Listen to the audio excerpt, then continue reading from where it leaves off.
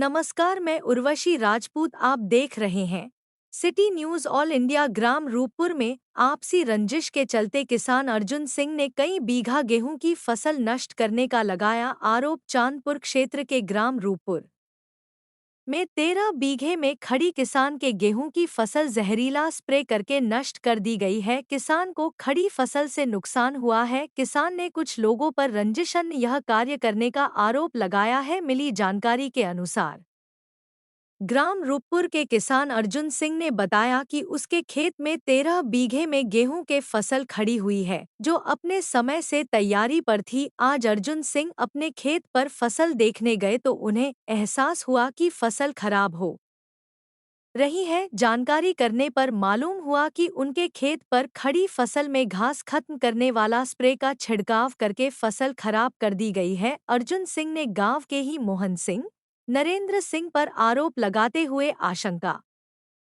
व्यक्त की है कि हमारा इन लोगों से पुराना विवाद चल रहा है। इन लोगों द्वारा ही शायद इस घटना को अंजाम दिया गया है। अर्जुन सिंह ने बताया, इन लोगों ने पहले भी हमसे विवाद करते हुए हमारे पिता पर जानलेवा हमला किया था, जिसका मुकदमा भी इन चल रहा है। अर्जुन सिंह ने इन लोगों पर घटना को अंजाम देने की आशंका जताते हुए पुलिस से कार्यवाही करने की गुहार लगाने की बात कही है। पीड़ित अर्जुन सिंह ने इस संबंध में क्या कहा?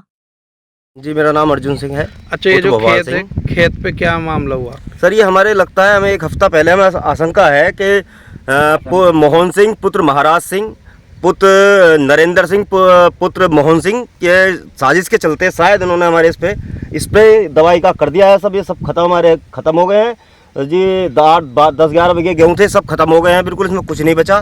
हम पानी चला रहे हैं, फिर भी कर रहे हैं सेवा। देखो कुछ मिल जाएगा तो, वरना तो हमारी सब फसल सब बर्बाद हो गई है साहब। बताओ क्या करा जाए इसमें।